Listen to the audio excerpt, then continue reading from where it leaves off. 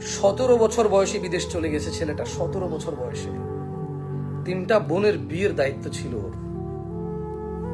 যারা বাংলাদেশের দরিদ্র সীমার গণনায় আসতো, এই 17 বছরের ছেলেটা বাপ মা ভাই বোন আত্মীয় স্বজন, ক্রিকেট ফুটবল ক্যারাম ব্যাডমিন্টন, শীতকালের গরমকালে পুকুরে ডুব দেওয়া, সাঁতার কাটা, হ্যাঁ সবকিছু কোরবানি করে বিদেশ চলে গেছে 17 বছরের ছেলেটা। গিয়ে 3টা বোনকে বিয়ে দিছে। যৌতুকের প্রথা ছিল, বোন জামাইদেরকে বিদেশ নিছে। এই 3জন মানুষ বাংলাদেশের দরিদ্র সীমা থেকে মুক্তি পেয়েছে। এই 3টা মেয়ের উসিলায় 3টা স্বামী দরিদ্র সীমা থেকে মুক্তি পেয়েছে। ওই 3টা স্বামীকে বিদেশ নিয়ে যাওয়ার পরে, আমি জানি অন্যায়, যৌতুক দেওয়া অন্যায়, যৌতুক নেওয়া অন্যায়, হারাম ইসলামে, বাট প্রথা ছিল।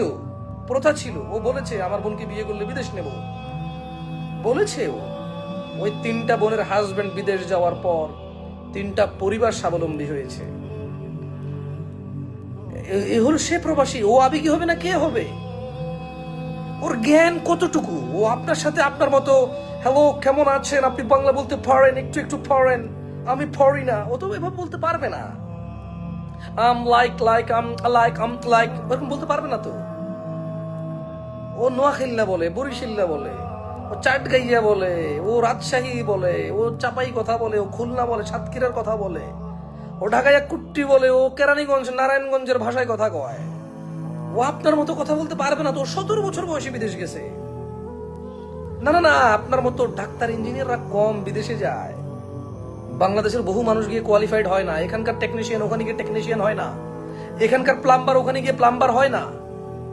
ইনফ্যাক্ট অনেক ক্ষেত্রে এখানকার ডাক্তাররা ওখানে গিয়ে ফার্মাসিস্ট হয় শুরুর দিকে, যারা আমাদের দেশে ডাক্তারি করে। আমি সবার কথা বলছি না, কেউ বিদেশ ভিন্ন জিনিস তো, বাংলাদেশের মতো না তো যে রুগী গেছে পেটে ব্যথা নিয়ে কিডনি খুলে রেখে দিছে। বিদেশে এরকম না তো। নির্লজ্জ বাপ মা তার বাচ্চাকে নকল দেওয়ার জন্য স্কুলের পাশে দাঁড়ায় থাকে। বিদেশে এরকম না তো। নির্লজ্জ লজ্জাবিহীন বাপ মা, ছোট ভাই বড় ভাই তার ভাইকে নকল দেওয়ার জন্য স্কুলের বাইরে দাঁড়ায় থাকে। এত নির্লজ্জ না তো ওরা। স্কুলের টিচাররা সবাই মিলে নকল সাপ্লাই করে। কেন? তার স্কুলের বাচ্চারা ফেল করলে তার স্কুলের বদনাম হবে, স্কুলের এমপিওভুক্ত চলে যাবে, স্কুলের মান কমে যাবে। সো শিক্ষকরা নকল করাচ্ছে কেউ বাট এর এক্সিস্টেন্স আছে। এটা লজ্জাজনক। এইটা লজ্জাজনক যে একজন শিক্ষক, আমি সবার কথা বলছি না, আপনি নিজের উপর নেবেন না। সরি। আর আপনি যদি বলেন যে আমি যা বলেছি এটা কেউ করে না, আমি সরি, জুতার মালা গলায় নেব।